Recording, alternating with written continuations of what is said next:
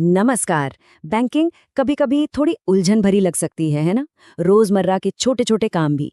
तो आज हम बैंकिंग के कुछ ऐसे अनकहे नियमों पर बात करेंगे जिनको जानने के बाद हर उलझन विश्वास में बदल जाएगी।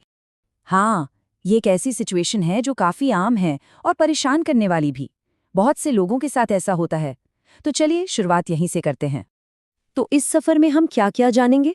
पहले तो पासबुक की पहेली को सुलझाएंगे, फिर नॉमिनी के नए नियम क्या हैं वो देखेंगे, अकाउंट के टाइप की सच्चाई समझेंगे और हाँ, जो पैसे कट जाते हैं ना, उन चार्जेस से कैसे बचे ये भी जानेंगे। और आखिर में किसी भी प्रॉब्लम को सॉल्व करने का सही तरीका क्या है।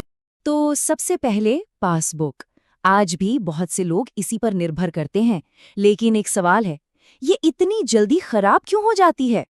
देखिए, अक्सर लोग सोचते हैं कि मशीन खराब है, लेकिन असली वजह पता है क्या है? अधीरता, यानी इम्पेशंस। जब प्रिंटिंग चल रही हो और पासबुक को बीच में ही खींच लिया जाता है, तो उसका बारकोड डैमेज हो जाता है और बस मशीन उसे पढ़ ही नहीं पाती और अकाउंट को पहचानने से मना कर देती है। और इसका समाधान बहुत आसान है। अगली बार अगर मशीन बीच में रुक जाए तो बस थोड़ा इंतजार करें। पासबुक को निकाले मत। कई बार मशीन खुद ही आगे काम शुरू कर देती है। और अगर नहीं करती तो सबसे आसान और सुरक्षित तरीका है, बैंक स्टाफ को बुला लें। वैसे कागज वाली पासबुक के अलावा अब एक मॉडर्न और ज्यादा भरोसेमंद ऑप्शन भी है, एम पासबुक, मतलब डिजिटल पासबुक। बैंक के ऐप या वेबसाइट पर मिल जाती है, सारा रिकॉर्ड फोन पर। और एक बहुत जरूरी बात, अगर कभी कोई विवाद हो तो बैंक हमेशा अपने सिस्टम वाले डिजिटल रिकॉर्ड को ही आखिरी सबूत मानता है, कागजी पासबुक को नहीं। ठीक है, तो लेन देन की बात तो हो गई। अब एक और अहम मुद्दे पर आते हैं। किसी के बाद उनके अकाउंट का क्या होता है? हाल ही में नॉमिनी के नियमों में एक काफी अच्छा बदलाव आया है। अब एक अकाउंट में एक से ज्यादा नॉमिनी भी ऐड कर सकते हैं और ये भी तय कर सकते हैं कि किसको कितना प्रतिशत पैसा मिलेगा। ये जानकारी अपडेट रखना बहुत बहुत जरूरी है। इससे परिवार वालों को बाद में बैंक के चक्कर नहीं काटने पड़ते। क्या एक सैलरी अकाउंट और एक सेविंग्स अकाउंट, मतलब बचत खाता, एक ही चीज होते हैं?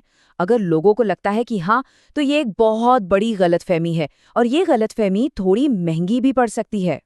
एक बहुत जरूरी बात समझने की है। सैलरी अकाउंट के सारे फायदे, जैसे जीरो बैलेंस या अनलिमिटेड एटीएम ट्रांजैक्शंस, तभी तक हैं जब तक उसमें कंपनी से सैलरी आ रही है। जिस दिन सैलरी आनी बंद हुई, बैंक उसको अपने आप एक नॉर्मल सेविंग्स अकाउंट में बदल देता है और फिर उसके नियम और चार्जेस भी बदल जाते हैं। चलिए, अब उस रहस्य से पर्दा उठाते हैं जो सबसे ज्यादा लोगों को परेशान करता है। आखिर अकाउंट से अचानक पैसे कट क्यों जाते हैं, कहाँ जाते हैं? सबसे आम शिकायत क्या सुनने को मिलती है? यही कि बैंक ने बिना बताए पैसे काट लिए। चलिए इसकी सच्चाई जानते हैं। असलियत ये है कि बैंक बिना बताए कुछ नहीं करता। हर कटौती की वजह बैंक स्टेटमेंट में साफ साफ लिखी होती है।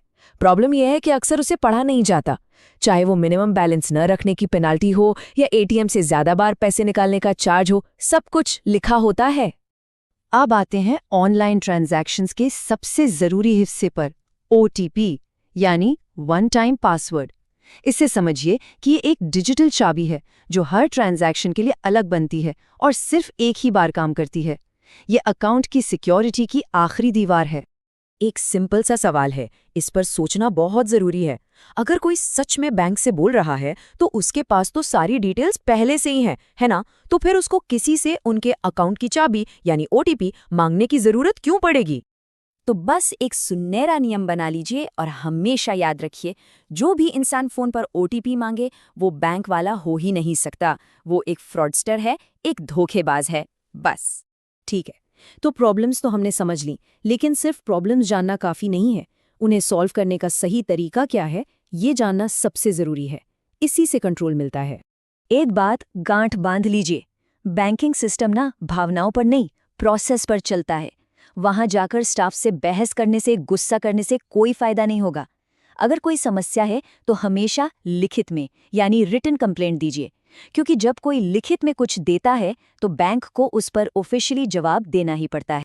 तो इस पूरी बातचीत का सार क्या है, निष्कर्ष क्या है? सिंपल, बैंकिंग सिस्टम जटिल नहीं है। असली प्रॉब्लम है जानकारी की कमी, इन्फॉर्मेशन गैप। चाहे पासबुक का इशू हो या अकाउंट से पैसे कटने का, हर ताले की एक ही चाबी है, सही जानकारी। तो अगली बार जब बैंक जाना हो तो क्या सिर्फ काम निपटाना है या थोड़ा नियमों को समझने की कोशिश भी करनी है? इस पर जरूर सोचिएगा, क्योंकि जितनी जानकारी होगी उतने ही सुरक्षित रहेंगे।